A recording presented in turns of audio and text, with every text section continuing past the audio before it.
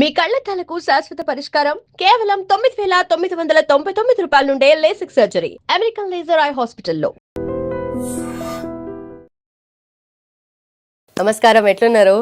చాలా బాగున్నాను. అందరికి క్షణార్థి. అయితే మన తెలంగాణలో ఆట పాట మాట, మన తెలంగాణ సంస్కృతి సాంప్రదాయం అన్నీ కూడా కళ రూపంలో ముందు తరాలకి వెళ్తున్నాయి. ఇప్పుడైతే బోనాలు కూడా జరుగుతున్నాయి కాబట్టి మీరు ఒగ్గు కథ రూపంలో అండ్ ఒగ్గు కథను ఉపయోగిస్తూ బోనాలకి సంబంధించిన విషయాలు మాకు తెలియజేయాలి. అండ్ ముఖ్యంగా బోనాలు ఎలా స్టార్ట్ అయ్యాయి అండ్ దాని స్పెషాలిటీ ఏంటి, ముందుగా దాని గురించి మాట్లాడదాం.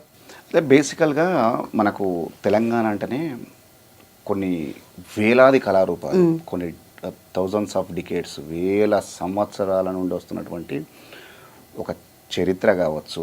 తెలంగాణకు బోనాల పండుగ కూడా తెలంగాణకే సొంతమైంది. బతుకమ్మ పండుగ తెలంగాణకే సొంతమైంది, బోనాల పండుగ తెలంగాణకే సొంతమైంది. ఏం చేసినా సంథింగ్ డిఫరెంట్. ఇంకొకటి ఏంటంటే మన దేశమే స్త్రీలను గౌరవించే దేశంగా మనం చెప్తూ ఉంటాం, చదువుతూ ఉంటాం. కానీ ప్రస్తుతం ఉన్న పరిస్థితులలో అది ఆ పేరుకు సార్థకత అనేది తగ్గిపోయింది. పూర్వకాలం కృతాయుగంలో రేణుకమ్మ కాలం, అంటే రేణుకా ఎల్లమ్మ కాలం టైం అది. ఆమె భర్త జమదగ్ని మునిదేవుడు. ఆ జమదగ్ని మునిదేవుడు పంచాక్షరి మంత్రం కోసం వెళ్ళి తపస్సు చేస్తుంటే కార్తవీర్యార్జునుడు, ఆ కథలో విలన్ ఎవరైతే ఉంటారో, ఆయన వదిలిన బాణానికి ఆయన చావు బతుకుల మధ్యలో ఉంటాడు. సో ఎల్లమ్మకు ఈ విషయం, ఇప్పుడు మనం ఇంటర్నెట్ అయితే ఏ విధంగా ఉన్నదో, మనం ఇక్కడ మెసేజ్ పెడితే అక్కడ ఎట్లయితే పోతుందో, ఆ సత్యానబోనం ఎట్లా తయారు చేసిందంటే 7 సముద్రాల దగ్గరికి వెళ్ళి ఆ 7 సముద్రాల మధ్యలో ఉన్నటువంటి తామరాకుల మీద, ఎండ్రకాయ అంటాం కదా మనం, ఎండ్రకిచ్చలు అంటారు, ఎండ్రకాయలు, పీతలు, ఎండ్రకాయలు పెట్టినటువంటి గూడు, మట్టితోటి పెట్టినటువంటి గూడు ఏదైతుందో ఆ మట్టిని తీసుకొని 7 బిల్లలుగా వేస్తుంది, రొట్టెలుగా వేస్తుంది. 7 రొట్టెలుగా చేసుకొని ఆ 7 రొట్టెలను తీసుకొని పోయి ఆ నడి సముద్రం లోపల తిరుగుతున్నటువంటి సుడిగుండం ఏదైతుందో ఆ సుడిగుండం లోపల దుంకుతుంది. దుంకినప్పుడు ఆ ఒరవడికి, ఆ స్పీడ్కు ఆ రొట్టెలుగా ఉన్నటువంటి మట్టి కుండలుగా మారుతాయి. మొత్తం ప్రకృతి పరంగా ప్రకృతిని అన్వయించి చేయాలి ఆ బోనాన్ని. తర్వాత ఆ 7 కుండలను తీసుకొచ్చి మరి ఎట్లా ఎండబెట్టాలి, వాముల కాల్చేటప్పుడు మరి వాము లేదు. ఎట్లా అంటే అప్పుడు సూర్య భగవాను వేడుకుంటే 7 రోజులు కురిసేటువంటి వేడి, ఆ శక్తి, సూర్యశక్తి ఏదైతుందో, సౌరశక్తి ఏదైతుందో ఆ శక్తి ఒక గడియలో కురిపిస్తాడు ఆయన. కురిపిస్తే ఆ కుండలు ఎండుతాయి, టంగు టంగు అంటాయి. మల్లన్నంత మంత్రము లేదు, ఎల్లమ్మంత యంత్రము లేదంటారు జానపదులు. ఆమె ఏం చేస్తుందంటే ఆ దూసవరి వడ్లను తీసుకొచ్చి తన శక్తిని ఆవాహనం చేసుకొని ఈ ఎడమ చేతి, ఈ అరిచేతి ఏదైతుందో దీన్ని రోలును చేస్తుంది. ఈ మోచేతి, కుడి చేయి మోచేతి ఏదైతుందో దాన్ని రోకల్ని చేస్తుంది. దాన్ని వేసి ఇందులో వేసి దంచుతుంది అనమాట. ఈ రోలును, ఈ రోకల్ని, ఈ రెండింటిని కలిపి దంచి, ఈ దంచినటువంటి వడ్లను చెరగాలంటే చాటను యూజ్ చేయొద్దు, కంటి రెప్పల్ని యూజ్ చేసి చెరుగుతుంది. చెరిగి ఆ బియ్యాన్ని తీసుకొచ్చి కుండ లోపల పోసి ఆ నీళ్ళు కూడా మళ్ళీ సముద్రం నీళ్ళు, నది నీళ్ళు, చెరువు నీళ్ళు ఇవి వాడద్దు. అట్లా కండిషన్స్ ఉంటాయి. సో అప్పుడేం చేస్తుంది, బోనం ముంగట పెట్టుకొని తన భర్తను గుర్తు చేసుకొని, మల్లన్న ఎవరు, ఎల్లమ్మ, స్వయాన ఎల్లమ్మకు తమ్ముడు, మల్లన్నని యాద్ చేసుకుంటే ఒకానొక సందర్భంలో మల్లన్నకు ఒక వరం ఇస్తుంది. ఆయన పిల్లను, తనకు తగిన పిల్ల దొరకాలని చెప్పి తపస్సు పడుతుంటే ఎల్లమ్మ అడ్డం వస్తే వాళ్ళిద్దరి మధ్యలో ఫస్ట్ ఒకరికొకరు తెలవకుండా లొల్లి పెట్టుకుంటారు. లొల్లి పెట్టుకుంటే అక్కడ కొంచెం వాగ్వాదం జరిగిన తర్వాత తెలుసుకుంటుంది, అదో మళ్ళా చరిత్ర. తెలుసుకున్న తర్వాత తమ్ముడు, నువ్వు తమ్ముని మనక నానా మాటలు అన్నారా, అందరూ దేవాన దేవతలంతా కూడా విభూతితోటి తర్వాత కుంకుమతో లగ్గం చేసుకుంటారు కదా, నువ్వు బండారుతో లగ్గం చేసుకోవాలని చెప్తుంది. మరి బండారు అంటే ఏంటిదంటే అది మక్కలో ఉంటుంది, మక్క రాజ్యంలో ఉంటుంది. మక్క రాజ్యానికి వెళ్ళి మైసర్ల బండారం తీసుకొచ్చి నువ్వు లగ్గం చేసుకోవాలి తమ్ముడు అని చెప్తే, అప్పుడు ఆమె ఇచ్చినటువంటి ఇన్స్ట్రక్షన్స్ తోటి మక్కకు వెళ్ళి మైసర్ల బండారు తీసుకొచ్చి ఆ చిన్నకొండల మీద ఉంటాడు ఆయన తీసుకొచ్చినటువంటి బండారు అవసరం ఉన్నప్పుడు నేను తీసుకుంటాను చెప్తుంది. ఇప్పుడు అవసరం వచ్చింది, ఎందుకంటే ఈ సత్యాన బోనం తీసుకుపోవాలంటే బండారు అవసరం ఉన్నది, ఆ శక్తి అవసరం ఉన్నది. తమ్ముడా మల్లన్న రా, నాకు బండారు కావాలంటే 7 పిడికిళ్ళు, 7 అక్కజనులకు 7 పిడికిలు పెట్టాలి కదా. మొదటి పిడికిలి ఎల్లమ్మకు పెడుతుంది. ఎల్లమ్మకు పెడితే ఆ బోనానికి కావాల్సినటువంటి బండారు, తనకు నుదటకు కావాల్సినటువంటి బండారును తీసుకొని రౌద్ర రూపంలో ఒక శివశక్తి రూపంలో బయలుదేరి మధ్యలో వాళ్ళు కార్తవీర్యు పంపినటువంటి వాళ్ళు దూతలు వస్తారు, ఆ ఎంగిల్ చేస్తారు, తర్వాత విషయం అది. సో మొత్తం మీద ఎల్లమ్మ చేసినటువంటి సత్యాన బోనం, 7 అంత్రాల బోనం ఏదైతుందో తన భర్తను కాపాడుకోవడం కోసం చేసినటువంటి బోనం మొదటి బోనము. ఇంత చరిత్ర ఉన్నది. సో ఇప్పుడు మనము ఇదే బోనాన్ని ఆనవాయితీగా వస్తున్నటువంటి బోనం ఏదైతుందో ఇప్పుడు ఆషాఢ మాసం, శ్రావణ మాసంలో చేస్తున్నాం. ఎందుకు ఈ మాసంలో ఎందుకు చేస్తామంటే ఈ మాసంలో చినుకులు పడతాయి, ఈ మాసంలో వానలు పడతాయి. ఈ వానలు పడుతున్నటువంటి క్రమంలో చినుకుతో పాటు చిన్న చిన్న రోగాలను తీసుకొస్తుంది అది. సో ఈ గాయి గత్తరను తగ్గించుకోవడం కోసము ఆయా గ్రామ దేవతలు ఎవరైతున్నారో, పొలిమేర దేవతలు ఎవరైతున్నారో, పొలిమేర శక్తులు ఎవరైతున్నారో ఆ పొలిమేర శక్తులు, ఆ పోచమ్మ కావచ్చు, మైసమ్మ కావచ్చు, పెద్దమ్మ కావచ్చు, దుర్గమ్మ కావచ్చు, గంగమ్మ కావచ్చు, ఇట్లా 7 అక్కజనులు ఎవరైతున్నారో ఈ అక్కజనులకు ఆయా సంస్కృతి సాంప్రదాయాలకు అనుగుణంగా ఆయా కమ్యూనిటీ వాళ్ళు పోయి, ఏ కమ్యూనిటీ వాళ్ళు పోయి ఆ కమ్యూనిటీకి చెందినటువంటి ఆడబిడ్డకు బోనం నైవేద్యంగా సమర్పిస్తారు. ఇది బోనం సింపుల్గా. ఇంత చరిత్ర ఉంది అంటే తెలంగాణ అంటే జనరల్లీ ఇప్పుడు మాట్లాడుకునేటట్టు మొన్న వచ్చిన ప్రత్యేక రాష్ట్రం కాదు, దాని వెనక ప్రతి మాట, ప్రతి ఆచారం వెనక ఏదో ఒక కథ ఉంది. అండ్ ఆ కథ అంటే ఇది దేవుళ్ళు దేవతలు మాత్రమే కాదు, మన కల్చర్లో ఇంకిపోయింది మొత్తం అంతా. సో అది ఒక రకమైనటువంటి అస్మితమ్మ, అంటే వెళ్ళిపోయింది. అది చాలా వరకు మనము పొడగొట్టుకుంటున్నాం. మన భాషలో చెప్పాలంటే మనకు మనంగా స్వయంకృతంగా పొడగొట్టుకునేటువంటి ఒక విధంగా చెప్పాలంటే దౌర్భాగ్యం అది. బట్ ఇంత కళారూపాలు కూడా ఇవన్నీ కూడా ఒగ్గు కథ అంటే ఒగ్గు కథ మీరేదో చేస్తున్నారని కాదు కానీ ఒగ్గు కథనే మిమ్మల్ని చూస్ చేసుకుందేమో అన్నట్టుగా అయిపోయింది.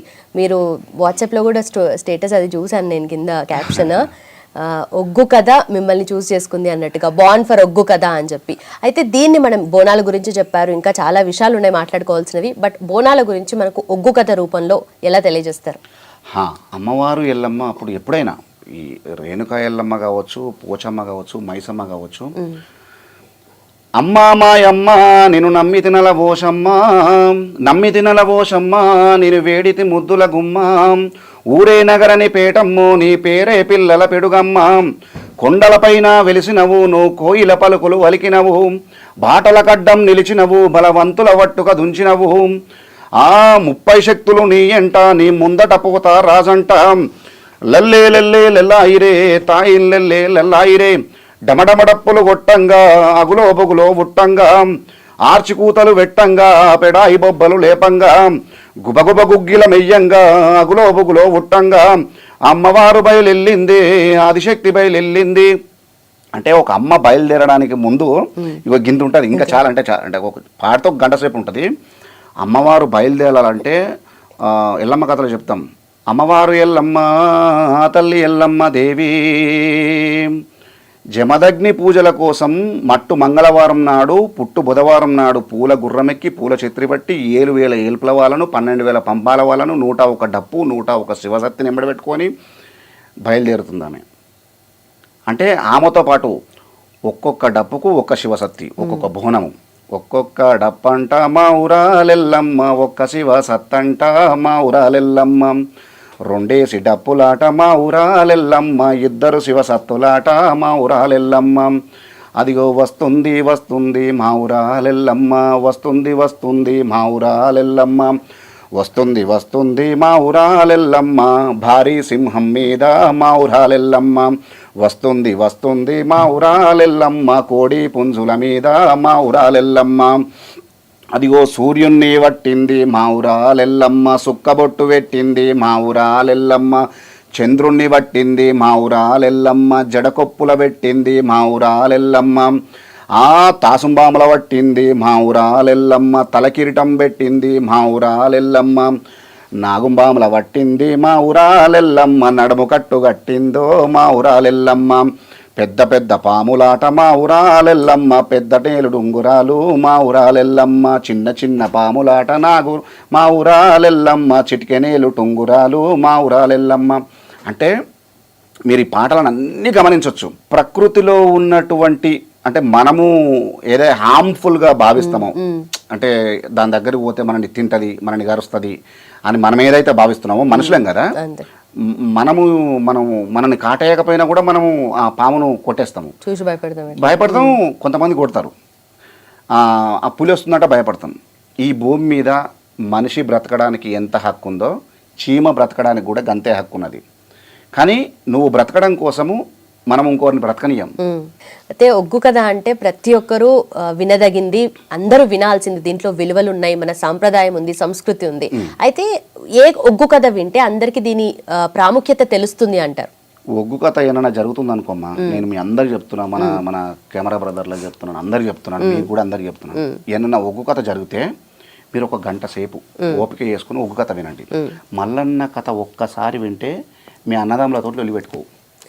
నిజమమ్మా, మీ అన్నదమ్ములతో లొల్లి అనేది విలువలు తెలియజేసేది. ఎల్లమ్మ కథ ఒక్కసారి గనక వింటే మన కన్న తల్లిదండ్రుల పాదాలను చేతిలోకి తీసుకొని కంటికి అద్దుకుంటాం. ఒక్కసారి కూడా కన్న తల్లిదండ్రులను కనీసం దూషణ కాదు కదా, పల్లెత్తు మాటను అల్టిమేట్గా నీకు తెలియకుండానే నీ కళ్ళ నుండి నీళ్లు ధారాళంగా పోతాయి. తుడుచుకొని నీ తువాల కూడా పచ్చి అయిపోతుంది. అంత బ్రహ్మాండంగా ఏడిపిస్తారు. ఏడిపించిన వాళ్ళు ఊరుకుంటారా? విత్ ఇన్ సెకండ్స్లో ఎలియనేషన్ థియరీ, ఆధ్యాత్మిక విచ్చిత్తి అంటారు కదా, వెంటనే నవ్విస్తారు. ఆ నవ్వడానికి కూడా మళ్ళీ నువ్వు కళ్ళపడి నీళ్ళు కారాల్సింది, అంత బ్రహ్మాండంగా నవ్విస్తావు. దట్ ఈస్ ఒగ్గు కథ. అలాగే మీరు డమరుకం లాగుంది, అది దాన్ని ఒగ్గు అంటారు కదా. అమ్మా, ఇది మేము అత్యంత పవిత్రంగా భావించేటువంటి శివుని చేతిలో ఉన్నప్పుడు ఇది డమరుకం. శివుని చేతిలో ఉన్నప్పుడు ఇది డమరుకం. శివుని చేతిలో ఉన్నదంటే ముందుగా ఇది శివుని చేతిలో లేదమ్మా, ముందుగా అమ్మ చేతిలో ఉన్నది. అమ్మ చేతిలో ఉన్నప్పుడు అర్ధనారీశ్వరుడుగా అవతారం ఎత్తినప్పుడు అమ్మ చేతిలో ఉన్నటువంటి ఢమరుకము వాద్యం ఏదైతే ఉందో శివుని చేతులకు వచ్చింది. ఇది సృష్టిలోనే మొట్టమొదటి వాద్యం ఏదైతే ఉన్నదో అంటే అది ఢమరుకం. ఢమరుకము మల్లన్న అవతారము, శివుడి అంశగా మల్లన్న అవతారము ఎత్తినప్పుడు తనకు కొన్ని కోరుకుంటాడు. ఆ కోరుకున్నటువంటి దానిలో ఈ డమరుకం కూడా ఉన్నది. ఈ డమరుకం మల్లన్న చేతికి వచ్చేసరికి ఇది ఒగ్గుగా మారింది, ఒగ్గు జగ్గుగా మారింది. ఇప్పుడు తెలంగాణ భాషలో ఎందుకు ఒగ్గు పూజారులు అయ్యారంటే ఈ డమరుకాన్ని వాళ్ళ చేతులకు తీసుకొని డమరుకాన్ని మురోగిస్తూ మల్లన్న ఇలవేల్పు, ఇలవేల్పు మల్లన్న కథ కావచ్చు, బీరప్ప కథ కావచ్చు, ఈ కథలను చెప్తున్నారు కాబట్టి ఒగ్గుతోటి చెప్పే కథను ఒగ్గు కథ అయింది. ఒగ్గుతోటి చెప్తున్నారు కాబట్టి ఆ పూజారులు ఒగ్గు పూజారులు అయినారు, ఒగ్గు కళాకారులు. అట్లా డమరుకం మోగిస్తే ఉద్భవించే శబ్దం ఓంకారం. ఇది శివుడికి కానీ మల్లన్నకు కానీ యావత్ శైవ సాంప్రదాయానికి అందరికీ, శైవునికే కాదు విష్ణువు కూడా చాలా దీని నుండి ఉద్భవించేది. మోగిస్తే డమరుకం మోగిస్తే, ఒగ్గును మోగిస్తే ఉద్భవించేది ఓంకారం కాబట్టి, ఆ ఓంకారం ఉద్భవించేది డమరుకం కాబట్టి దానికి ఒగ్గు అని పేరు వచ్చింది. ఒగ్గు అది ఆ రకమైనటువంటి స్పిరిచువల్ వైబ్రేషన్స్ బయటకు వస్తాయి. నువ్వు డమరుక నాదాలలో శివుడు శివతాండవం చేసిండు. శివతాండవం డమరుకం నాదాలలోనే, అక్కడ అమ్మ, ఇక్కడ ఈయనే. అక్కడి నుండి వచ్చిందే శివతాండవము. శివతాండవం నుండి ఉద్భవించిందే మన వరంగల్ వేదిక నుండి బయటకు వచ్చింది పద్మశ్రీ మహానుభావుడు నటరాజ రామకృష్ణ గారు తయారు చేసిన పేరుని నాట్యం కూడా ఇక్కడ నుండి బయటకు వచ్చింది. అట్లా ఒకసారి మళ్ళా నన్ను చిన్నగా ప్రార్థిద్దాము, మీరు కూడా మంచిగా చెవులు పెట్టి వినండి.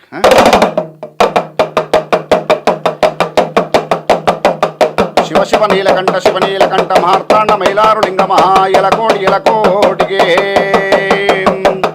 అయ్య సల్ల సల్లని వాడు రాజమల్లయ్యో సాయమై రావల మైలారుడా సల్లబండు వల్ల రాజమల్లయ్యో లింగమైన వస్త మైలారుడా లింగమైన వస్త రాజమల్లయ్యో నిత్యడుకుందో మైలారుడా చంగమైన వస్త రాజమల్లయ్యో తినబెడుకుందో మైలారుడం ఆరుడాయిలేను దేవుడవయ్యో సూర్యుడకు మురలే లింగామం పెదపనం గుల్లల్ల రాజమల్లయ్యో పేరణ దేవుడో మైలారుడం ఐలేని గుల్లల్ల రాజమల్లయ్యో ఆనందపరడో మైలారుడం కోరెల్లి గుల్లల రాజమల్లయ్యో కోలాట కాడో మైలారుడం ఓదల గుల్లల రాజమల్లయ్యో ఉయ్యారి కాడో మైలారుడం శివ శివ నీ పూజ రాజమల్లయ్యో సప్తగించే ఎల్ల మైలారుడం హరహర నీ పూజ రాజమల్లయ్యో హారతిచ్చే వేల మైలారుడం ఏదుల బండారు రాజమల్లయ్యో ఎగజమయ్య అల్లాయ మైలారుడం భక్తుల బండారు రాజమల్లయ్యో మునిగొడ జిమ్మే మైలారుడం పన్నుల బండారు రాజమల్లయ్యో పైజమయ్య అల్లాయ మైలారుడం పుట్టడు బండారుతో రాజమల్లయ్యో పూజల ఏతో మైలారుడం. ఇది అంటే మీరు ఇంట్లో కూడా గమనించండి. మీరు కూడా ఒగ్గు రవి గారు అంటే ఉత్తగా మాట్లాడరు, ఉస్తాద్ ఒగ్గు రవి అంటారు. అంటే ఈ కళారూపంలో మీకు అదొక అద్భుతమైన బిరుదు. అయితే మీకు ఫస్ట్ ఇంట్రెస్ట్ ఎలా స్టార్ట్ అయింది? ఒగ్గు కథ అంటే మీ పేరు చెప్పంగానే అందరికీ గుర్తొచ్చే ఒక ఒగ్గు కథ మా కోసం. బేసికల్గా రవి అంటే ఎవరు గుర్తుపట్టరమ్మా. ఈ భూమి మీద చాలామంది రవిలు ఉన్నారు. మీరు ఇంతకుముందు ఒక క్వశ్చన్ అడిగారు కదా, మిమ్మల్ని చూజ్ చేసుకుంది అని చెప్పి ఒక కథ. నేనేమంటా అంటే చాలామంది ఏమంటారంటే కోడి కూర్చుందిరా తెల్లారింది అంటారు.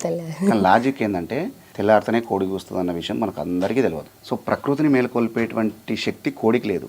ప్రకృతి మేలుకున్న తర్వాత కోడి కూస్తుంది. చిన్న లాజిక్ గుర్తించేదంతే.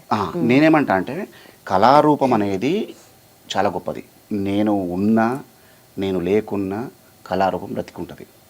చాలామంది అంటుంటారు నేను లేకపోతే కళారూపమే లేదంటారు. నేను ఒప్పుకోను. నేను ఒక మైల్ స్టోన్ మాత్రమే, చిన్న మైల్ స్టోన్ మాత్రమే. నేను వచ్చినా, నేను కష్టపడ్డా, నాకు కష్టపడ్డంత కీర్తి ప్రతిష్టలు అన్నీ కూడా కళారూపం నాకు ఇచ్చింది. నేను కళారూపానికి ఏమి ఇవ్వలేదు. నేను ఏమి పెంపొందిస్తున్నారు కదా ఇప్పుడు పాతతరం వాళ్ళకి ఎవరికి తెలుసు. నేను అదే చెప్తున్నాను. నా పక్కన ఒగ్గు ఉంటే నేను ఒగ్గు రవిననే తప్ప నేనేదో నేను చేయబట్టికే నేను పుట్ట ముందుకున్నది, నేను చనిపోయిన తర్వాత కూడా ఒగ్గు ఉంటుంది. కానీ మీరైతే నిజంగా అంటే ఒగ్గు కథనే నమ్ముకున్నారు, దాన్నే కళారూపకాన్నే చూస్ చేసుకొని బ్రతుకుతున్నారు. కానీ ఇప్పుడు మీ తాత ముత్తాతల నుండి మీకు వచ్చింది, మీ నుండి నెక్స్ట్ జనరేషన్కి ఇది క్యారీ ఫార్వర్డ్ అవుతుందా అంటే దానికి ఏం చెప్తారు? ఎందుకంటే మన కళ రూపాలు ఎప్పుడు కూడా దాన్ని రాయడమో లేదంటే ఏదో ఒక ఫామ్లో స్క్రిప్ట్ వైజ్ గానో ఎప్పుడు పొందుపరచలేదు. ఒకరి నుండి ఒకరికి అది క్యారీ ఫార్వర్డ్ అవుతుంది. మౌఖిక సాహిత్యం అంటే మీరు అడిగిన క్వశ్చన్ చాలా గొప్ప క్వశ్చన్ అమ్మా అది. ఎందుకంటే వారధి అనేది ఫర్ ఎగ్జాంపుల్ చెప్తున్నాను, ఒక నది యువతల బాధ ఉంటుంది, అవతల బాధ ఉంటుంది, రెండు సైడ్లు ఉంటాయి. యువతల వాళ్ళు అవతలి పోవాలన్నా అవతల వాళ్ళు యువతల రావాలన్నా ఒక వారధి కావాలి. సేమ్ ఫార్మాని ఇక్కడ మనం ఇక్కడ పెడితే మా తాత నుండి మా నాయన వాళ్ళు మా బాబాయ్ వాళ్ళు తీసుకున్నారు, మా బాబాయ్లో నుండి మళ్ళీ మేము తీసుకున్నాం. మా నుండి నెక్స్ట్ జనరేషన్కి వెళ్ళాలంటే వారధిగా నేను ఉండాల్సిందే. నేను కాకుండా నాలాంటి వాడు ఎవడన్నా ఒకటి ఉండాల్సిందే. వారధిగా మనుషులు లేనప్పుడు కొన్ని రోజులు స్తబ్దత. వారధిగా ఉన్నప్పుడు చాలా చక్కగా మా తాతలు ఎట్లయితే పూలల్లో పెట్టి కళారూపాన్ని మాకు అందించారో మేము బంగారంలో కాకుండా మేము కూడా పూలల్లో పెట్టి నెక్స్ట్ జనరేషన్కి అందించవచ్చు. అందించాలంటే ఓపిక కావాలమ్మా. ఫస్ట్ కళారూపం నేర్చుకోవాలన్నా కూడా ఓపిక కావాలి. ఎంత ఓపిక తెలుసా? ఈ భూదేవికి ఉన్నంత ఓపిక కావాలి. ఇప్పుడు మరి మీరు వారధిగా ఉంటున్నారా? ఎలా చేస్తున్నారు? 29 ఏళ్ళు అదే చేస్తున్నారు ఇప్పుడు నెక్స్ట్ జనరేషన్కి. ఎందుకంటే ఇప్పుడు మీకున్నంత ఓపికనో లేదంటే ఎంత సహనంతో మీరు నేర్చుకున్నారు, దాన్ని ముందుకు తీసుకెళ్ళడానికి చాలా కష్టపడుతున్నారు. బట్ నెక్స్ట్ జనరేషన్ వాళ్ళకి తీసుకోవడానికి రెడీగా ఉన్నారు. మేము అదృష్టవంతులం. ఈ జనరేషన్ చాలా అదృష్టవంతులు. ఎందుకంటే చాలా చూసినాం. ఒకప్పుడు పెద్దలు ఏం చెప్పేదంటే ఎప్పుడు పుట్టినావు నువ్వు, ఎప్పుడు పుట్టినావు నాయనమ్మ, లేకపోతే ఎప్పుడు పుట్టినావు తాత అంటే స్కైలాబ్ పడ్డట వరకు ఒక 15 ఏళ్ళు ఉండొచ్చు అంటారు. స్కైలాబ్ పడ్డది కదా, అప్పటి వరకు నాకు తెలివి వచ్చిందిరా అనేది. దాన్ని ఎగ్జాంపుల్గా తీసుకునేది, ఒక మైల్ స్టోన్గా తీసుకునేది. ఒకప్పుడు విద్య నేర్చుకోవాలంటే ఖచ్చితంగా గురువు చెప్పితేనన్నా వినాలే, లేకపోతే గురువుతోటి ప్రయాణం అన్నా చేయాలి. అయితే మీరు చెప్పినట్టుగా ప్రతిసారి కూడా ఒకరు నేర్చుకున్నప్పుడు ఒకరి నుండి ఇంకొకరికి క్యారీ ఫార్వర్డ్ అయినప్పుడు వాళ్ళు దాన్ని ఇంప్రూవైజ్ చేయడము లేదంటే కొత్త విషయాలు దాంట్లో జోడించడం ఇవన్నీ జరుగుతుంటాయి కదా. అంటే ఎప్పటికప్పుడు కొత్త రూపం చూస్తుందంటారా? అట్లా కాదు, కొత్త రూపం అని కాదు. ఇప్పుడు ఫర్ ఎగ్జాంపుల్ గంగా ప్రార్థన ఉన్నదమ్మా. గంగా ప్రార్థన ఉన్నది. గంగను శరణు మహాయంభారాణి శాంభవీరాణి శంభావీరాణి కరుణజోడు మముగన్నా తల్లి గంగా భావాని గణకల్పవల్లి. ఇది గంగా పాట. కానీ ఈ రాగము ఒకప్పుడు లేదు. ఒకప్పుడు ఎట్లుండనంటే శరణమ్మ మహాపాలి శంభవీరాని శాంభవీరాని కారణించు ధోనకొండ గంగారావమ్మ దేవి మాయమ్మ అని చెప్పి ఆ ట్యూన్లో ఉండే. పట్టు మూటాలు గట్టి పాలేరు మీద పాలతోటి పూజలు కొన్న పరమా కళ్యాణి పాకీర్తి గంగా. ఎన్ని పాలు వచ్చినాయి లెక్క పెట్టిండ్లా? నీలి మూటాలు గట్టి నీలేరు మీద నీళ్లతోటి పూజలు కొన్న నీలవేణివమ్మో నీలదాక్షివమ్మ. ఎన్ని నీళ్ళు వచ్చినాయి లెక్క పెట్టు? 6 వచ్చినాయి కదా. గంగా ప్రార్థన కాంచెలి మొదలు పెడితే మంగళం పాట వరకు కూడా ఇదే ప్రాస ఉంటుందమ్మా. ప్రాస అని వాళ్ళకి తెలియదు, కానీ ప్రాస అద్భుతమైన ప్రాస దాగున్నది. ఇంకొక విషయం చెప్పాలా, ఇందులో ఒగ్గు కథ చెప్తుంటే తదేకంగా చెవులు నిక్కబెట్టి ఇట్లా వినడానికి గల కారణం ఏంటంటే ఆ రాగాలు ఒకవైపు అయితే గొలుసు మాటలు అనే ఒకటి ఉంటాయి. ఇప్పుడు గంగపాట మొత్తం చెప్పినా 1 అవర్ పాడిన అనుకో, గంగపాట భావాన్ని మొత్తం ఒక సెంటెన్స్లో చెప్తారు వాళ్ళు.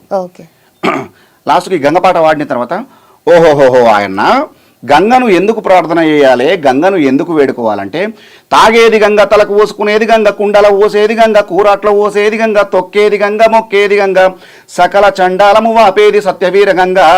ఆ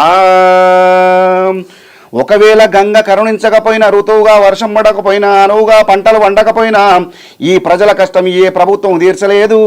ప్రభుత్వాలు తీసుకొచ్చింది అంటే వాన పడలేదు అనుకో, వాన పడకపోతే నీకు వాటర్ ఎవరు తెచ్చిపోతారు, ఎన్ని ట్యాంకర్లు తెచ్చిపోతారు? అసలు భూమి భూతాల లోకంలో వాటరే లేనప్పుడు ఏ బోర్లు పోస్తాయి, ఏ బాయిలు పోస్తాయి? అందుకోసానికైనా గంగ కరుణిస్తేనే ఋతువుగా వర్షాలు పడుతున్నాయి, ఋతువుగా వర్షాలు పడితేనే అనువుగా పంటలు పండుతున్నాయి, అనువుగా పంటలు పండితేనే ఈ ప్రజల కష్టం తీరుతుంది. కాబట్టి ఎంతటి పండితుడైనా ఎంతటి పామరుడైనా గంగను ప్రార్థించవలసిన అవసరం ఎంతైనా ఉన్నదమ్మా అని చెప్తారు. సో మనం పొద్దున లేచిన దగ్గర నుంచి వెళ్ళి నైట్ పడుకునేంత వరకు పొద్దున లేవంగానే మనం దంతధావనం చేయాలి, ముఖం కడుక్కోవాలి, వాటర్ అవసరం. అక్కడి నుంచి వెళ్ళి మొదలు పెడితే రాత్రి పడుకునేంత వరకు, అంటే మనము పడుకునే ముందు ఒక గ్లాస్ నీళ్ళు తాగుతాం, లేకపోతే ఇంత ఛాయ్ అన్న తాగుతాం, లేకపోతే ఇంత గ్రీన్ టీయో అదో ఏదో తాగుతాం. దానిలో కూడా నీళ్ళే కావాలి. అంటే అల్టిమేట్గా గంగ లేకపోయినా ఈ జగము గడి ఉండదు, ఒక గంట కూడా బతకదని చెప్పారు. కాబట్టి గంగను ఎవరైనా పండితుడైనా పామరుడైనా గంగను ప్రార్థన చేయాలి. అలాగే మీరు ఇందాక అన్నట్టుగా తెలంగాణ అంటే కోటి రతనాల వీణ మాత్రమే కాదు, కోటి కళల ఖజానా అన్నట్టుగా మనకు ఇప్పుడు బుర్రకథ ఉంది, అలాగే హరికథ ఉంది, యక్షగానం ఉంది, అలాగే పగటి వేషాలు ఇవన్నీ కూడా ఉన్నాయి. దాంట్లో మనకు ఒగ్గు కథ, దేని ప్రత్యేకత దానికి ఉంది కదా. అయితే దీన్ని మనం ముందుకు తీసుకెళ్లే ప్రయత్నంలో చాలా చోట్ల చాలా సందర్భాల్లో మీరు దేవుళ్ళు పూజల దగ్గర కానీ, ఇలాంటి గుళ్ళ దగ్గర కానీ, ఇలాంటి జాతరల దగ్గర, బోనాల దగ్గర మీరు పార్టిసిపేట్ చేస్తూ ఉంటారు, దాన్ని ఒగ్గు కథలు చెప్తూ ఉంటారు కదా. అయితే గ్రామ దేవతలు అనేది కాస్త కొంచెం సాంస్క్రిటైజేషన్ అవుతుంది, ఈ కొంచెం అంతా యూటర్న్ తీసుకొని డిఫరెంట్ వైపుగా వెళ్ళిపోతుంది అన్నట్టుగా కూడా జరుగుతున్నాయి మాటలు. అసలు ఏం జరుగుతుంది? నిజంగా గ్రామ దేవతలు ఉనికి కోల్పోతున్నాయి అంటారా? గ్రామదేవతల ఉనికి ఎప్పుడు కోల్పోవు, ఎందుకంటే ప్రకృతి ఉనికి ఎప్పుడు కోల్పోతాము. వీళ్ళంతా ప్రకృతి దేవతలు. పొద్దుగాలు లేవంగానే సూర్యభగవానుడు బయటకు వస్తాడు. నువ్వు రంగు మారదామన్నా మారడు ఆయన. సో నువ్వు లాంగ్వేజ్ ఏదైనా మారదామన్నా మారడు, ఆయన లాంగ్వేజ్ ఆయనకు ఉంటుంది. సో అట్నే మనము మనుషులు ఏంటంటే కొంచెం వితండంగా ప్రవర్తిస్తుంటారు. కాబట్టి ఆధిపత్యం అనేది ఎక్కడో ఒక దగ్గర, అందరూ ఉండరులే, ఎక్కడో ఒక దగ్గర ఆధిపత్యం అనేది కొంతమంది లోపల ఉంటుంది. ఆ కొంతమంది చేసేటువంటి చర్యల వల్ల మొత్తం వ్యవస్థకే ముప్పు వాటిల్లేటువంటి ప్రమాదం పొంచి ఉన్నది. ఎందుకు ఈ మాట మనం మాట్లాడుకుంటున్నామంటే, ఒక గ్రామ దేవత ఉన్నది, ఫర్ ఎగ్జాంపుల్ పోచమ్మ ఉన్నది. పోచమ్మ వేరే దేవుడు అంటే 4 శక్తులు, లేకపోతే ఇట్లా 4 భుజాలు, లేకపోతే 10 తలకాయలు అట్లా ఉండదమ్మా. గ్రామాలలో ఎవరు కానీ పోచమ్మ అంటే ఆ గ్రామానికి మొదటి వైద్యురాలుగా భావిస్తారు, మొదటి డాక్టర్ పోచమ్మ. ఏ కష్టం వచ్చినా ఆరోగ్యపరంగా మొట్టమొదట పోయేది పోచమ్మ దగ్గరికి పోతారు. ఎందుకు? ఆ రకమైనటువంటి వచ్చినటువంటి ఆ రుగ్మత ఏదైతుందో ఆ రుగ్మతను 2-3 రోజులలో పొడగొడుతుంది ఆమె. ఎట్లా పొడగొడుతుంది? ఆమె ఇంజెక్షన్ ఇస్తుందా, గోలి ఇస్తుందా, ఏమైనా మందు పెడుతుందా? అంతకంటే గొప్పదైనటువంటి ఆ రకం ఆ రుగ్మతకు సంబంధించినటువంటి దీవనార్థులు ఇస్తుంది కదా. మల్లన్న దేవుడు రోజు పొద్దుగాల లేవగానే 3 గంటలకు ఆయన మేల్కొల్పి చేస్తాం. ఇప్పుడు శివ నీలకంఠ సిద్ధగించేటి అల్లా, బసవయ్యని పూజ ప్రార్థన చేసేటి అల్లా అని చెప్పి పొద్దున 3 గంటలకు ఆ రాగాలు ఒగ్గులు పాడేటువంటి రాగాలతోటి ఆయన మేల్కుంటాడు ఆయన. సో అంత గొప్ప గర్భగుళ్ళకి పోయి ఆయన దగ్గర పోయి లేవయ్య స్వామి, మనం వెంకటేశ్వర స్వామికి సుప్రభాతం, కౌసల్య సుప్రజారం ఏదైతుందో, లైక్ ఇక్కడ దళిత బహుజనులలో లేకపోతే మధ్యతరగతి ఈ ప్రజలలో వాళ్ళకు ఒక సుప్రభాతం ఇది. మల్లన్నకు ఎల్లమ్మకి ఇష్టమైనటువంటి వాద్య పరికరం ఏంటిది? జమడిక కదా. జమడికేనన్నా కనబడదా? ఎల్లమ్మకి ఇష్టమైనటువంటి బండారు కదా. ఆ బండారు ఎక్కడైనా కనబడ్డదా? పూలలో పెట్టారు బ్రహ్మాండంగా. ఆమె కోరుకున్నటువంటి ఆడంబరాలన్నీ తీసుకొచ్చి పెట్టారు. మనసుకు ఇష్టం లేని మనకు ఇష్టం లేని వ్యవస్థలన్నీ తీసుకొచ్చి పెట్టి తన మనసుకు ఇష్టమైనటువంటి తను కోరుకున్నటువంటి, ఇంతకుముందు చెప్పిన కదా, 7,000 ఏలుపల వాళ్ళు, 12,000 పంబాల వాళ్ళు, 101 డప్పు, 101 శివశక్తి, 6 భైన్ల వాళ్ళు, వీళ్ళందరినీ తీసుకొచ్చుకుని ఆమె పరివారం కదా వీళ్ళంతా. ఈ పరివారాన్ని అంతా మీరు బయటికి నెట్టేసి సో ఎక్స్ట్రా ఇవన్నిటిని యాడ్ చేసి మీరు ఇప్పుడు శాస్త్ర ప్రకారం ఒక వేద మంత్రోచ్చారణ చేస్తారు. ఫర్ ఎగ్జాంపుల్ ఆమెకి ఏమర్థమవుతుంది? సో ఆమెకు అర్థం కాంది ఆమె ఏ విధంగా మీకు దీవెనార్థులు పెడతారు. మీరేం చేయలేకపోతున్నారా? ఇప్పుడు ఎప్పటి నుండో ఉన్నారు కదా మీరు దీంట్లో, ఏం చేయలేకపోతున్నారా? ఏం అమ్మా ఇది నేనేమంటే ఇది ఒక ప్రభుత్వంలో ఉన్నటువంటి దేవాదాయ ధర్మాదాయ శాఖ చేసేటువంటి పని, ఇది డ్యూటీ. నేనేమంటే ఎల్లమ్మకు కలుశాఖ పెట్టాలి. కొత్తగా ఉంటుందని చెప్పి నువ్వు మంచి కాస్ట్లీ ఫారెన్ విస్కీ తీసుకొచ్చి ఎల్లమ్మకు పోతే నడతాది. ఇది మనం చేస్తున్నటువంటి తప్పులు ఇవే అమ్మా. ఇవి మార్చుకుంటే బాగుంటుంది. బోరంచ పోచమ్మ గుడి ఉన్నది. బోరంచ పోచమ్మ కాడ ఆ పేర్లు కూడా మార్చేసారు. వాళ్ళు చెప్పేటప్పుడు కూడా పోచ మహాదేవి నామదేశ అని చదువుతారు. ఇప్పుడు మనము రెగ్యులర్గా మన ఇంట్లో అమ్మలాగా ఒక పెద్ద ఆడబిడ్డలాగా భావించుకున్నటువంటి పోచమ్మ తల్లి దగ్గరికి పోయినాం అంటాం. ఎడికి పోయించారు అంటే పోచమ్మ దగ్గరికి పోయినాం, మైసమ్మ దగ్గరికి పోయినాం అంటాం, లేకపోతే మల్లన్న దగ్గరికి పోయినాం. అన్న అవ్వ అమ్మ అని భావించుకునేటువంటి మనం పోచ మహాదేవి అంటే మనకు చాలా దూరం అయిపోయి పిలుచుకునే విధానంలోనే. సరే, ఇదంతా దేవుళ్ళ గురించి, దేవతల గురించి, పూజలు, గుళ్ళు కాదు, మన నేటివిటీ కూడా మిస్ అవుతుంది కదా ఇక్కడ. ఒక్కటి నేను ఇంకొక విషయం ఏం చెప్తా అంటే, ఎప్పుడైతే నువ్వు ఆ సంబంధిత పూజారులను బయటికి అంటే లోపల రానియకుండా చేసి బయటికి పంపించినామో, వాళ్ళకు స్థానం లేకుండా చేసిర్రో, ఆ పూజారులు ఎప్పుడైతే బయటికి వెళ్ళిర్రో, ఇన్ని ఏళ్ళ కొన్ని థౌజండ్స్ ఆఫ్ డికేడ్స్ నుండి వచ్చినటువంటి సంస్కృతి, సాంప్రదాయం, అస్మిత, ఐడెంటిటీ ఇది ఏదైతుందో అంత వాళ్ళతోటే పోతుంది. ఉన్నది ఓడగొట్టుకొని లేని దానికోసం చేయి చాపుతున్నాం. ఇది ప్రాబ్లం. అమ్మ నా కొడుకుకు, నా బిడ్డకో లేకపోతే కొడుక్కో తల్లి అయింది, అమ్మవారు అయింది. అమ్మవారు తగ్గితే నీకు కోడి పిల్లని కోస్తాను మొక్కుకుంటాను, రైట్? కోడి పుంజుని తీసుకుపోయి ఆడ కోసుకొని సరే ఆమెకు కొంచెం అర్పితం చేసి తీసుకొస్తారు. ఇప్పుడు తల్లి అయితే కోడిపిల్లను కోసుకుందాం అనుకున్నటువంటి ఈ రోజులలో అక్కడ శ్రీచక్ర ప్రతిష్టాపనలు చేశారు. ఎక్కడైతే బలి జరిగే చోటున శ్రీచక్ర ప్రతిష్టాపన చేయాలనేటువంటి ఆలోచన ఏదైతుందో అదే మొదటగా తప్పు. శ్రీచక్రం గొప్పదమ్మా, రెస్పెక్ట్గా చాలా గొప్పది, మహిమాన్వితమైంది. నేను నమ్ముతా, నువ్వు నమ్మాల్సింది, అందరు నమ్మాల్సింది. కానీ ఎక్కడుండాలనో అక్కడ ఉండాలి. కానీ తీసుకొచ్చి పోచమ్మ దగ్గర పెడతా, బలులు జరిగే చూడన పెడతా. నేను ఇప్పుడు ఎల్లమ్మ దగ్గర పెట్టిర్రు. ఎల్లమ్మ దగ్గర ఇప్పటికీ నువ్వు శ్రీచక్రం పెట్టినావు, భక్తులంతా వచ్చి మేకపోతులు తీసుకొచ్చి ఆడ చూయించుకొని తీసుకొని పక్క పోయి కోసుకుంటారు. అంటే ఇప్పుడు శ్రీచక్రము బలంగా ఉన్నట్టేనాడా? శ్రీచక్రాన్ని ఎవరు అవమానిస్తున్నారు? ఇప్పుడు ఎవరు అవమానిస్తున్నట్టు? ఆ బలం లేకుండా చేస్తున్నది ఎవరు? రేపు పొద్దుగాల ఎల్లమ్మ సాంప్రదాయం ఏంటిది అంటే బుక్లో చదువురా అంటారు. మల్లన్న సాంప్రదాయం, పట్నం సాంప్రదాయం ఏంటారా, పుస్తకాలు చదువురా అంటారు. ఇప్పుడు నువ్వు అది కోల్పోయినావంటే, వీళ్ళు గుళ్ళు కోల్పోయారంటే వాళ్ళ జీవితం పోయినట్టే కదా. వాళ్ళ జీవితం పోయినట్టయితే ఈ ఒగ్గును తీసి చిలుకోయకో లేకపోతే అటుకు మీనో వేస్తారు. పని లేనప్పుడు ఏం చేస్తారు? అంతే. వాళ్ళు కూలికో, నాలికో, బత్తాయిలో, లేకపోతే ఇప్పటికీ చాలామంది కళాకారులు, శ్రేష్టమైనటువంటి లబ్ధ ప్రతిష్ఠులైనటువంటి కళాకారులు, పూజారులు అంతా కూడా తన పనులను వదులుకొని పాలకూరలు అమ్ముకుంటూ, బత్తాయిలు అమ్ముకుంటూ, స్టవ్ పొయ్యిలు, శారదకథ కళాకారులు అయితే మరీ వాళ్ళ జీవనం అయితే చెప్పరానటువంటి పేదరికానికి వెళ్ళిపోయారు.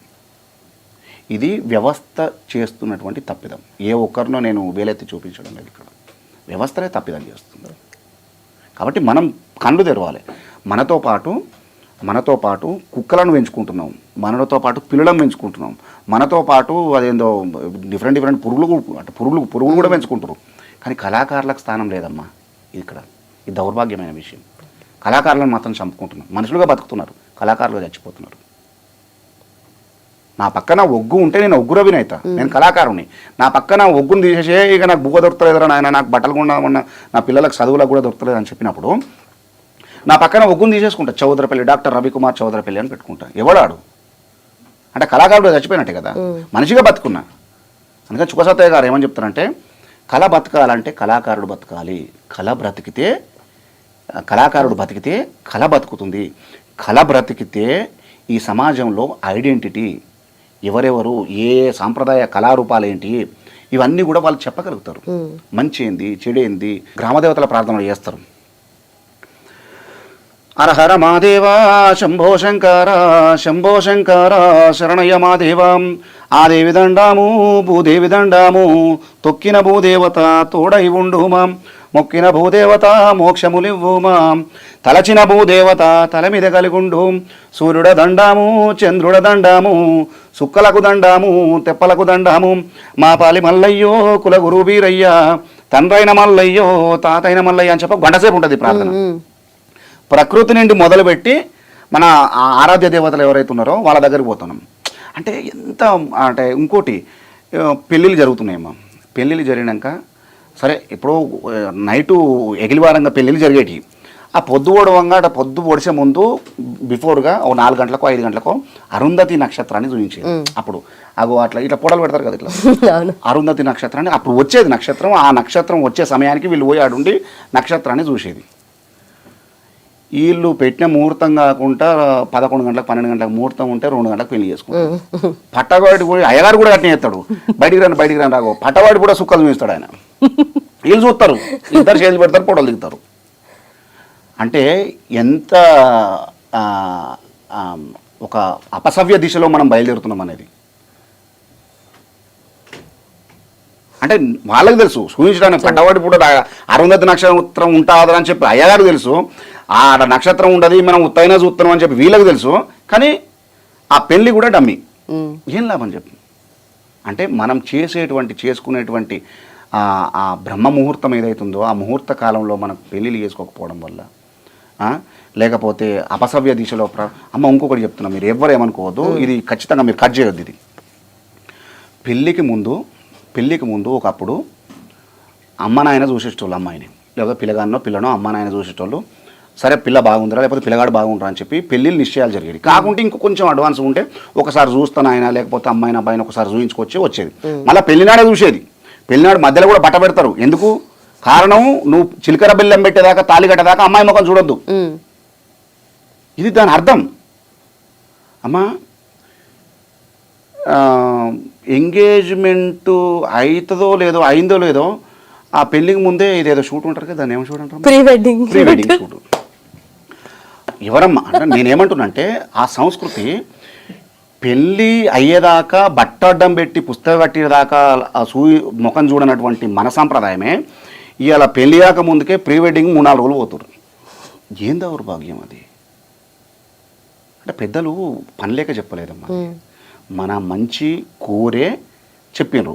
పెళ్ళి అయితే ఏం కాదు, సరే పెళ్ళి అయితే అట్లా పోవడమే తప్పు. ఫస్ట్ వీళ్ళు ఎట్లా తోలిస్తారు, తల్లిదండ్రులు ఎట్లా తోలిస్తారు, వాళ్ళు ఎట్లా పోతారో నాకు తెలియదు. కానీ సరే పెళ్లి దాకా వస్తే పెళ్లి దాకా రాకముందుకే ఆగిపోయినటువంటి వ్యవస్థలు చాలా ఉన్నాయి. ప్రీ వెడ్డింగ్ షూట్ జరిగిన తర్వాత ఇప్పుడు ఎవరు నిందించాలి? తప్ప ఎవరు దనాలి? పిల్లలు దనాలనా, తల్లిదండ్రులు దనాలనా, ఎవరు దనాలి? ఇది మనం గమనించుకోవాలమ్మా. అంటే అపసవ్య దిశలో మనం తిరగవద్దు. కృతాయుగంలో రేణుకా ఎల్లమ్మ తల్లి కార్తవీర్య మహారాజు చేత శీలభంగానికి గురి కాబడ్డది. తత్కారణంగా ప్రయత్నం చేసిండు ఆయన. చేస్తే తత్కారణంగా ఒక్కడు చేసినటువంటి క్షత్రియ వంశంలో కార్తవీరుడు ఒక్కడు చేసినటువంటి తప్పుకు పరశురాముడు ఎదిగిన తర్వాత తన గండ్ర గొడ్డలి చేత క్షత్రియ వంశస్థులు ఎంతమంది ఉన్నారో కృతాయుగం అయిపోయి కొస వరకు కూడా ఎక్కడ క్షత్రియుడు ఉన్నా తెగ నరుక్కుంటూ వచ్చిండు. మళ్ళీ లాస్ట్కి ఎవరు మిగిలిరు? దశరథ మహారాజు ఒక్కరు మిగిలిండు. ఆయన అనంతరం వచ్చింది మళ్ళీ రాముడు, ఆ తర్వాత క్షత్రులు మళ్ళీ ఉన్నారు. అంటే ఒక్కడు చేసిన తప్పుకు స్త్రీల భంగం చేయాలనుకున్నప్పుడు ఒక గంత మోసం జరిగింది. తర్వాత కృతయుగం అయిపోయిన తర్వాత త్రేతాయుగంలో సీతమ్మను చెరపట్టడానికి రావణాసురుడు ప్రయత్నం చేసిండు. ఒక్కడు చేసిన తప్పిదమే కదా. రావణాసురుడు ఒక్కడు చేసిన తప్పిదానికి రావణాసుర యుద్ధం జరిగింది కదా. యుద్ధం జరిగి రాముని చేతిలో మొత్తం రావణాసురుని వంశం ఏదైతుందో సర్వసుందరమైనటువంటి ఆ లంకా రాజ్యం ఏదైతుందో రాజ్యం వినాశనం మొత్తం జరిగింది కదా. ఒక్క సీతమ్మను చెరబట్టబోయి. ఓకే. ద్వాపర యుగంలో నిండు సభ లోపల 100 మంది కౌరవులు ఉన్నటువంటి ప్లేస్లో ద్రౌపది ఒక్క ఆడబిడ్డను కొంగులాగిరాళ్ళు శీలభంగం చేయడానికి ప్రయత్నం చేశారు. తత్కారణంగా కురుక్షేత్రం వచ్చింది కదా. పంచపాండవుల చేతుల కుకసావు తెచ్చారు కదా. మొత్తం కౌరవ వంశం మొత్తం నాశనం అయిపోయింది కదా. ఇవాళ కలియుగంలో తెల్లారి లేస్తే అక్కడ శీలభంగం చేయడానికి ప్రయత్నం చేశారు. కానీ ఇలా పేపర్ చూద్దామంటే భయం, వణుకు పుడుతుంది. 6 ఏళ్ళ చిన్నారి మీద 5 ఏళ్ళ చిన్నారి మీద అఘాయిత్యాలు. ఏం దౌర్భాగ్యం, ఎటు పోతున్నాం మనం? అంటే ఏ దిశగా మనం, అంటే మన జ్ఞానం అంతా ఏమవుతుంది? మనము రాకెట్లు వేరే గ్రహం మీదకి పంపించేటువంటి మన జ్ఞానము ఒక ఆటో నమ్మి ఒక ఆటో ఆయన చేతిలో ఆటో ఎక్కించి ఒక్కదాన్ని పంపాలంటే భయపడుతున్నారు తల్లిదండ్రులు. ఇవాళ నిన్న గుజరాత్లో అక్కడెక్కడనో జరిగింది. ఒక ఆడపిల్ల ఒక కొండ మీదకి పోతే దుర్మార్గులు ఒక 7-8 మంది కలిసి అఘాయిత్యం చేసి చంపేసారు. దీనికి ప్రతి ఒక్క కర్మకు ఫలితం చెల్లించాల్సి ఉంటుంది కదా. ఒక రేణుకా ఎల్లమ్మ జరిగితేనే గంత పెద్ద కర్మ జరిగింది, ఒక సీతమ్మకి జరిగితేనే గంత పెద్ద కర్మ జరిగింది, ఒక ద్రౌపది జరిగితేనే గంత పెద్ద కర్మ జరిగింది. మరి ఇంతమంది ఆడబిడ్డల శోకానికి కారణభూతం కాదు, కారణమవుతున్నటువంటి ఈ వ్యవస్థలో మనము ప్రతిదానికి ప్రతి కర్మకు మనం చెల్లింపులు అనేది చేయాలి కదా. కాబట్టి స్త్రీ శోకం అనేది ఉండకూడదమ్మా. స్త్రీ శోకం ఉన్న చోట నువ్వెంత పచ్చటి మడిని తయారు చేయాలనుకున్నా కూడా అది ఎడారి అవుతుంది తప్ప ఆ పంట పొలాలుగా మారవు అవి. అది గుర్తుంచుకోవాలి. ఇప్పుడు అదే సందర్భంలో మనం మాట్లాడుతూ ఉన్నాం కాబట్టి బోనాలు కూడా వస్తున్నాయి, బోనాలు కూడా మనం చేసుకుంటున్నాం కాబట్టి బోనాలకి సంబంధించి అలాగే గ్రామ దేవతలను పూజించేలాగా మన ఇప్పుడు ఒగ్గు కథలో ఏమేమి ఉంటాయి అండ్ ఎలా మీరు కొలుస్తూ ఉంటారు అమ్మవారిని? పట్నాలమ్మ, పట్నాలు చాలా గొప్ప సాంప్రదాయం. కొన్ని వేల సంవత్సరాలుగా వస్తున్నటువంటి సనాతన సాంప్రదాయం అది. ఈ సాంప్రదాయము 5 కలర్లు, పంచరంగుల ముగ్గులు, అంటే పలకలు ఉంటాయి. ఆ పలకల చేత ఆ పట్నం వేసి ఆ పట్నం మీదకి మల్లన్న దేవుణ్ణి, బీరన్న దేవుణ్ణి, లేకపోతే అమ్మవార్లను తీసుకొచ్చి ఆ పట్నం మీద పెట్టి బండారేయడము, అవన్నీ కూడా సత్సాంప్రదాయంగా కొన్ని వేల సంవత్సరాల నుండి వస్తున్నటువంటి సాంప్రదాయం. ఈ సాంప్రదాయం ఏదైతే ఉందో ఒగ్గు సాంప్రదాయం ఇంకా నిలబడి ఉండడానికి కారణం ఏంటంటే, ఈ షెపర్డ్ కమ్యూనిటీ ఏదైతుందో గొల్ల కుర్మలు ఎవరైతున్నారో ముఖ్యంగా ఇళ్ళల్లో ఒక ఆడపిల్ల పెళ్లి చేయాలన్నా ఒక మగపిల్ల కానీ పెళ్లి చేయాలన్నా ఫస్ట్ పట్టమేయాలలో లింక్ అనేది ఉంది అక్కడ. సో తన జీవితానికి లింకు అనేది వాళ్ళ జీవితానికే ఉన్నది కాబట్టి ఈ ఒగ్గు కళారూపం ఇంకా ప్రవర్ధమానంగా ప్రజ్వరిల్లుతుంది. లేకపోతే వాళ్ళ జీవితానికి కనుక లింకు లేకపోతే ఈ ఒగ్గు కళారూపం కూడా ఎప్పుడో కాలగర్భంలో ఉండిపోవు. చాలా కళారూపాలు ఇట్లా లింకు లేకపోవడం వల్ల, జీవితాలకు లింక్ లేకపోవడం వల్ల కొన్ని వదిలిపెట్టారు కొంతమంది. అంటే అభివృద్ధి చెందుతున్నాం అన్నటువంటి సాకుతోటి వాళ్ళు ఎందుకురా, మనకు వీళ్ళు ఉన్నారు కదా వీళ్ళని తీసుకొచ్చుకున్నాం, వాళ్ళ ప్లేస్లో వీళ్ళు వస్తే కథం అయిపోయాయి. ఇన్ని రోజులు వచ్చినటువంటి ఆ సాంప్రదాయం సత్సాంప్రదాయం అంతా కాలగర్భంలో కలిసిపోయాయి. అందుకని నేను ఏమంటున్నానంటే, తల్లిదండ్రులు వృద్ధులైనరని చెప్పి, తల్లిదండ్రులు అందంగా లేరని చెప్పి మనం తల్లిదండ్రులను మార్చుకోలేం కదమ్మా. తల్లిదండ్రులు ఒక్కరే ఉంటారు కదా. కళారూపం కూడా ఆయా కమ్యూనిటీకి ఒక్కొక్క కళారూపమే ఉంటుంది. ఎట్లా మార్చుకుంటాం? అయితే అప్పుడు మీరు పాడే ఆ ఒగ్గు కథ మా కోసం ఒకటి. మనకు మాంకాలమ్మ మనం బీరప్ప పండుగ చేసేటప్పుడు మాంకాలమ్మను స్తుతించేటువంటి ఒక చక్కటి పాట రాసిండు ఆయన, పెద్ద ఆయన. ఆదికి మొదలుగా ఓంకారమ్మున ఆదిశక్తి వై పిండాండంబులం ముగ్గురు మూర్తుల సృష్టి చేసియా మూలము తెలిపిన లోకమాతవు కాళీమాయమ్మ ఓ జగదాంబ ఓ జగన్మాతనిను భక్తితోడ ప్రార్థించుచుంటినమ్మా. అవని మొదలుకొని ఆకాశంబున అష్టదిక్కులను నవకండంబులం సూర్య చంద్రులను సృష్టి చేసియా ముల్లోకంబులను ఏర్పరించినవు కాళీమాయమ్మ ఓ జగదాంబ ఓ జగన్మాతనిను భక్తితోడ ప్రార్థించుచుంటినమ్మా. దుష్టరక్కసుల దృంచుట కొరకై భీమ పరాక్రమ భీకర రూపిణి చండికాంబత్రి శూలవేణివై అవని లోపల అబుగులు చూపినవు కాళీమాయమ్మ ఓ జగదాంబ ఓ జగన్మాతనిను భక్తితోడ ప్రార్థించుచుంటినమ్మా. వస్త్రయుగ్మ యజ్ఞోపవీతములు పట్టుమూట జరుతారు వస్త్రములు సల్వటద్దముల సన్నపురవికలు కనకదుర్గని కానుకలువిగో కాళీమాయమ్మ ఓ జగదాంబ ఓ జగన్మాతనిను భక్తితోడ ప్రార్థించుచుంటినమ్మా. నానాభూషణ పత్రిపుష్పములు మల్లెముల్ల విరజాజు గులాబులు నానాభూషణ పత్రపుష్పములు మల్లెముల్ల విరజాజు గులాబులు మరువంబును కురు వేరు దవనము అందమైన వనమాలలు నీకు కాళీమాయమ్మ ఓ జగదాంబ ఓ జగన్మాత నిన్ను భక్తితోడ ప్రార్థించుచుంటినమ్మా. మంగళగౌరికి మంత్రి పుష్పములు అంగనమనులు ఆలాపింపగా సుగంధ పరిమళ నొదట తిలకములు శాంభవే నిమమ్మ ధరింపుమా కాళీమాయమ్మ ఓ జగదాంబ ఓ జగన్మాత నేను భక్తితోడ ప్రార్థించుచుంటినమ్మా. ఆయ్ కలకత్తులో నేను కాళీ అందురు, బొంబాయిలో మా అమ్మాయి అని అందరు, లస్కరులో మా కాళీ అందరు, నమ్మిన వారికి ఇమ్మై ఉన్న కాళీమాయమ్మ ఓ జగదాంబ ఓ జగన్మాతని భక్తితోడ ప్రార్థించుచుంటినమ్మా.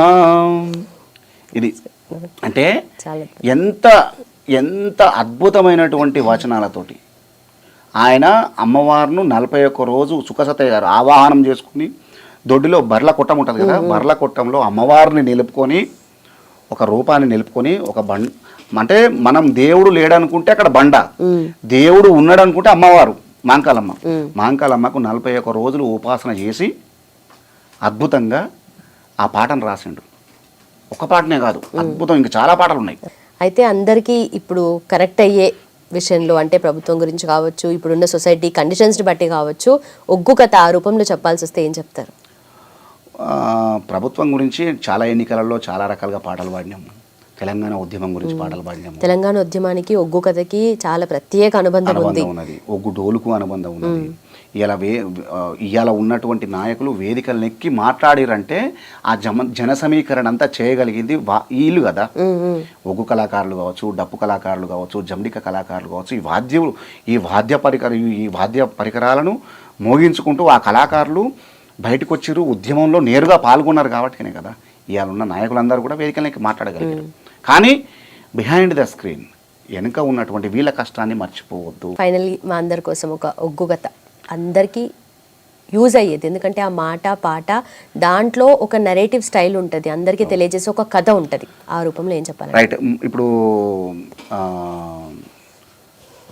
అమ్మవారి రూపం గురించి వర్ణిస్తారు ఒగ్గు కళాకారులు. బీరప్ప దేవుడు మాంకాలమ్మ మేడ దగ్గరకు వచ్చి అక్కా మాంకాలని కూతలు పెడతాడు. తమ్ముడి మాటలు విన్నటువంటి అక్క 7 ఏళ్ల నాడు సబలక్ష మంద కాపలు పోయిన నా తమ్మునికి ఏమి ఆపద కలిగిందని చెప్పి అమ్మవారు మాంకాలమ్మ ఎడవన 7 మంది, కుడిన 7 మంది, 7 14 మంది దాసి కన్యలు విలయ వింధ్యామనులు చేస్తున్నారు. అమ్మవారి రూపం ఎట్లుందంటే 20 చేతుల వీర మాంకాలి, 12 చేతుల పాకీర్తి మాంకాలి, పోసిన కాసి పురి విప్పలేదు, 4 భుజములు శంఖము చక్రము గదావనమాల పద్మము ధరించిన మాంకాలమ్మ 7 మేడల్ల ఎండి మేడల్ల టుంగుటుయ్యాల మీద కూర్చొని ఉన్నది. ఎడవన 7 మంది, కుడిన 7 మంది, 7 14 మంది దాసి కన్యలు విలయ వింధ్యామనులు చేస్తూ ఉన్నారట అని చెప్పి అమ్మవారి రూపం. ఒక అమ్మను కీర్తించాలంటే నేను ఎందుకు అమ్మనే ఎక్కువ కీర్తిస్తా అంటే, అమ్మను మొక్కితే వరాలు తొందరగా ఇస్తుంది. నువ్వు మన ఇంట్లో కూడా నాయనని అడిగితే పైసలు తొందరగా ఇయ్యడు. అదే అమ్మ దగ్గర పోయి అమ్మ నాయన పైసలు ఇస్తాడంటే దాచుకున్న డబ్బులన్నీ ఇస్తుంది లాస్ట్కు. అందుకని చాలా మంది అమ్మ కీర్తనలు ఎక్కువ చేస్తారు. రైట్. శాంభవి గంభీర భైరవి దేవి జగదంబ నీదు మహిమలెన్నంగా నిజముల తరమగున జనని వీరగోల ఒక చేత వీరము ఒక్క చేత పసుపు కంచుడు ఒక చేత పద్మమొక్క చేత ఆ గావు పిల్ల ఒక చేత ఘటము ఒక్క చేత అమ్మవారు నీదు మహిమలెన్నంగా నిజముల తరమగునా. ఒక డైలాగ్ చెప్పిండు. అంటే అమ్మవారి లోపల ఎన్ని శక్తులు ఉంటాయి అనేది ఆ పాటల వైపు చెప్పిండు. అంటే తమ్ముణ్ణి ఒక భగవాని పట్నం పంపించినప్పుడు అమ్మ భయపడుతుంటుంది, మాంకాలమ్మ భయపడుతుంటుంది. నువ్వు భగవాని పట్నం పోతున్నావు తమ్ముడా, ఏమన్నా ఆపదలకు వచ్చిన లే నేను నీ తమ్ముడిని కదా, నీ ఆజ్ఞ నీ దీవెనలు నా మీద ఎప్పటికుంటాయని చెప్పి అప్పుడు బీరప్ప దేవుడు ఒక డైలాగ్ చెప్తాడు. అంటే బేసికల్గా ఈ ఓరల్ ట్రెడిషన్లో కథాగాన పద్ధతిలో డైలాగ్ వర్షన్ అనేది చుక్క సత్తయ్య గారితో స్టార్ట్ అయింది. అక్కా మాంకాలి నీ తమ్ముడు వీరభద్రుడు అసమర్థుడు అనుకుంటేవా, ఈ వీరభద్రుని గుండెల్లో మండుతున్న హోమాగ్ని అగ్ని పర్వతాలు బద్దలు కాజేసి సప్త సముద్రాలు అల్లకల్లోలం చేసి విషప్రయోగముల చేత మా తల్లిదండ్రి ప్రాణములకు భంగము కలిగించిన ఆ క్రూర శత్రువుని కని తురంగ చతురంగ గణబల సైన్యములను ఈ శివదత్తమైన వీరకటార్చి కండలుగా చీల్చి చెండాడి రథోరథ సాగరగతి పాల్చేసి మా మామ జుట్టు నా గుర్రపగాలు కట్టుకొని వాని 7 బిడ్డలా తీసుకొచ్చి నీ పాదముల పైన పడవేస్తాను, నన్ను వైభవముగా దీవించి పంపు అని చెప్పి ఒక డైలాగ్ చెప్తాను. చాలా ఆమె దీవనార్తి పెట్టి పంపిస్తుంటది. పంపిస్తుంటే గంగాదేవి అడ్డం వస్తుంది. ఈయన వెళ్తున్నటువంటి ఆ స్పీడ్కు ఆ గంగాదేవిని చెప్పినా కదా ఇంతమందుకు, మనం ప్రకృతిని ఏం చేసినా కూడా నువ్వు స్టేజ్ ఎక్కుతున్నావు అనుకో, ఫర్ ఎగ్జాంపుల్ మీరున్నారు, మీరందరూ ఆ అన్న కెమెరా చేస్తున్నాడు, ఈ అన్న కెమెరా చేస్తున్నాడు, మీరు యాంకరింగ్ చేస్తున్నారు, మీరిడికి వచ్చేటప్పుడు కూడా ఈ స్టూడియోలోకి అడుగు పెట్టేటప్పుడు కూడా మనసు నుండా స్మరించుకొని ఈ ఈ ఈ అమ్మకు దండం పెట్టి వస్తే ఇయ్యాల అనుకున్నంత పేరు రాకపోయినా వస్తుంది, మ్యాక్సిమం వస్తుంది. రాలేదు కదా అన్న, నువ్వు చెప్పినావు కదా అంటే వస్తుంది, కొంచెం విల్ టేక్ టైం, కానీ తప్పకుండా వస్తుంది. మనం ఏదైతే పంచభూతాల స్మరణ ఏదైతుందో, అన్న కెమెరా చేస్తుండు, కెమెరాకు దండం పెట్టాలి. ఇంకొక అన్న వాటర్ తీసుకొస్తాడు, ఆయన శక్తి ఏం తక్కువ కాదు, ఆయనే. అంటే ఎక్కడైతే మనకు ఇక్కడ బువ్వ అందిస్తుందో ఆయా క్షేత్రంలో ఆ క్షేత్రానికి మనం దండం పెట్టాల్సిందే. నేను ఒగ్గును ముట్టుకుంటే కాలు చెప్పులు వేసుకోను, ఇది తీసుకొని సంచిలో పెట్టిన తర్వాతనే మళ్ళా పాదరక్షలు ధరించడం జరుగుతుంది. అంటే అంత పవిత్రంగా భావించగలగాలి, అంత గొప్పగా అంత భక్తితో మీరు ఉండాలి. నేనే కాదు, మనం ఎవరైనా అట్లా ఉండాలి. సో డాక్టర్లు మీరు గమనించారా, ఇంకొక విషయం కూడా చెప్తారు. డాక్టర్లు అయితే విద్య ఎంబీబీఎస్ ఎండీలు ఎంఎస్ చేస్తారు కదా, వాళ్ళు సర్జరీ చేసేటప్పుడు ఆ బ్లేడ్కి దండం పెడతారు. ఇది గమనించవచ్చు మీరు. ఎందుకంటే ఆపరేషన్ సక్సెస్ కావాలంటే ఎంత మేధస్సు ఉన్నా కనిపించని శక్తి ఒకటి మనకు సహకరించాలి. కొండంత ప్రతిభే కాదు, గోరంత అదృష్టం తోడుగాలంటారు కదా, ఆ అదృష్టం కనిపించని పవర్ ఇస్తుంది మనకు. సైంటిస్టులు ఉంటారు కదా, మన రాకెట్లు ఇస్రో సైంటిస్టులు కానీ వాళ్ళందరూ వాళ్ళు రాకెట్ ప్రయోగం చేసేటప్పుడు వాళ్ళ ఇష్టమైన దేవుడు మన తిరుమలకు పోయేస్తారు. లేదు, అంత ప్రయోగం జరుగుతున్నప్పుడు ఇక కౌంట్ డౌన్ స్టార్ట్ అవుతుంది కదా, 10, 9, 8, 6 అంటారు కదా, అంటున్నప్పుడు అంతా ఊపిరి బిగబెట్టుకొని లాస్ట్కి కొత్త చేతులు.